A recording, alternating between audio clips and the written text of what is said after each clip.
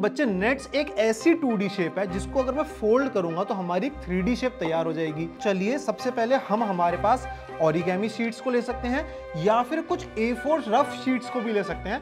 Hello बच्चों, welcome to PW little champs. आप सभी ने इस फ्री टाइम में सोचा होगा कुछ तो क्रिएटिव किया जाए, तो क्यों नहीं हम ओरिगेमी शीट्स यूज करके बच्चे, जो कि एक जापानीज पेपर फोल्डिंग आर्ट है,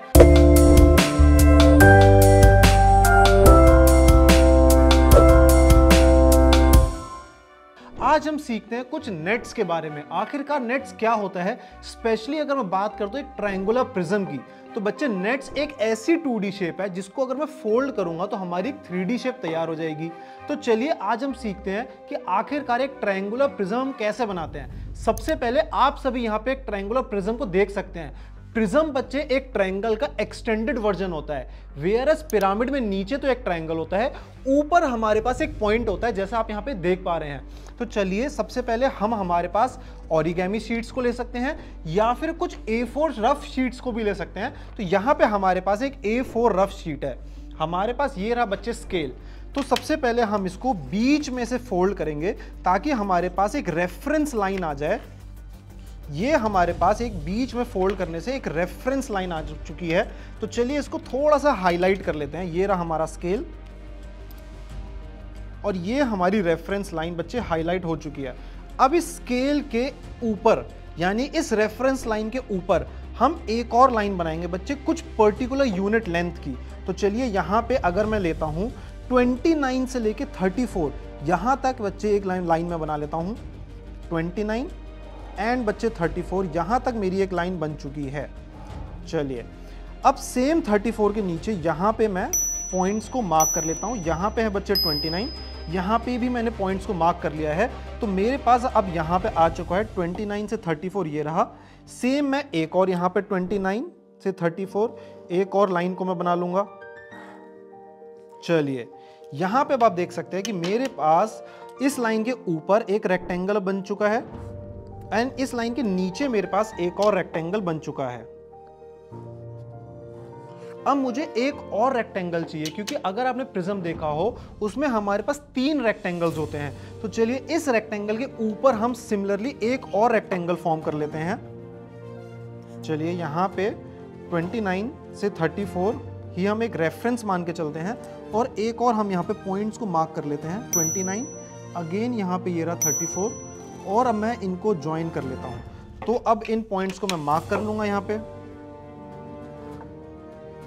चलिए ये पॉइंट्स मेरे मार्क हो चुके हैं एंड अगर मैं इसको यहाँ पे मार्क कर लूं तो मेरे पास अब आप देख सकते हैं 3 रेक्टेंगल्स आ चुके हैं। तो चलिए इन रेक्टेंगल्स को मार्क कर लेते हैं। ये है रेक्टेंगल 1, ये है रेक्टेंगल 2 एंड बच्चे ये है रेक्टेंगल 3। बट मुझे कुछ एक्स्ट्रा मार्जिन चाहिए ताकि मैं फोल्डिंग के टाइम पे उसको फोल्ड करके पेस्ट कर सकूं या फिर टेप से चिपका सकूं।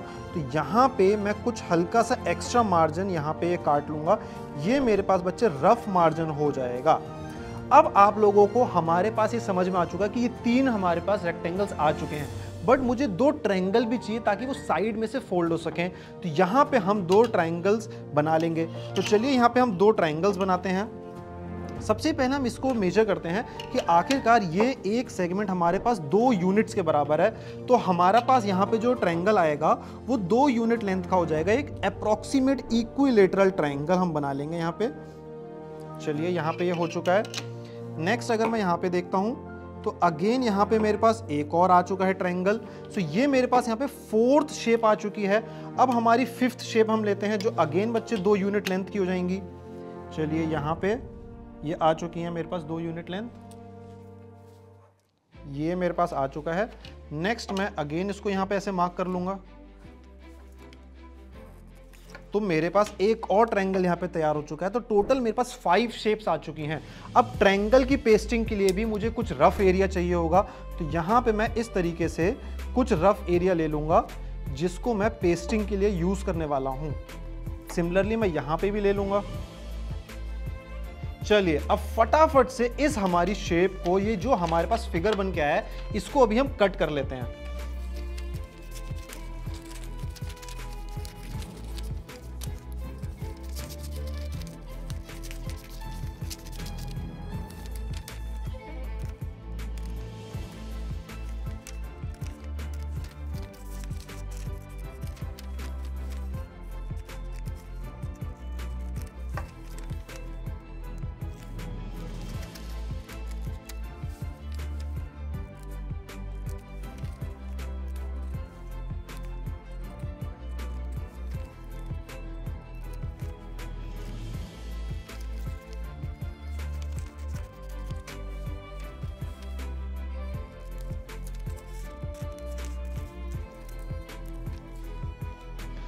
अब आप सब देख सकते हैं कि ये हमारा कट हो चुका है। अब हमारा काम आ चुका है इसको फोल्ड करने का। तो चलिए फटाफट से हम इसको फोल्ड कर लेते हैं। जहां पे भी हमारी लाइंस हैं हम इसको फोल्ड करने वाले हैं। तो इन लाइंस के अक्रॉस हम इसे फोल्ड कर देंगे। ये अगेन हमारा वो पेस्टिंग टैब एरिया है।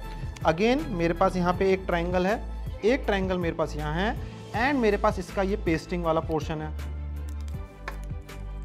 अब ये बच्चे हमारा पेस्ट करने के लिए रेडी हो चुका है। तो चलिए अब हम इसको पेस्ट कर लेते हैं। इस एरिया को हम अंदर रखेंगे। आप ग्लू का यूज़ कर रहे हैं तो आप इस फोल्डेड पोर्शन पे ग्लू लगा के इस तरीके से इसे चिपका सकते हैं।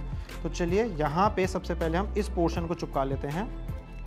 मैं यहाँ पे टेप्स का यूज़ कर रहा हूँ बच्चे, आप जिस चीज़ का यूज़ करना चाहे कर सकते हैं। आप टेप्स की जगह यहाँ पे ग्लू भी यूज़ कर सकते हैं, फेविस्टिक हो या फिर आपके पास फेविकॉल हो तो वो भी यूज़ कर सकते हैं।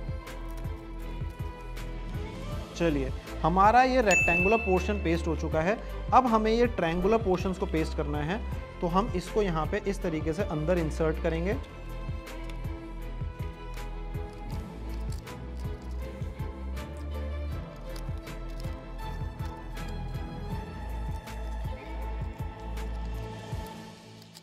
चलिए ये साइड हमारी पेस्ट हो चुकी है। अब अगेन हम ये इस वाली साइड को पेस्ट कर देंगे। अब हम इस साइड को, इस ट्रायंगल को भी खत्म कर देंगे पेस्ट करके।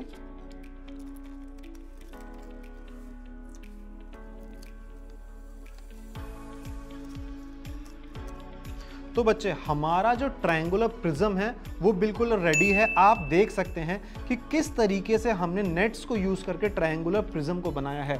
सो आई होप बच्चे कि ट्रायंगुलर प्रिज्म आपको बिल्कुल क्लियर होगा। एक पिरामिड और एक प्रिज्म में क्या डिफरेंस होता है ये भी आपको क्लियर होगा।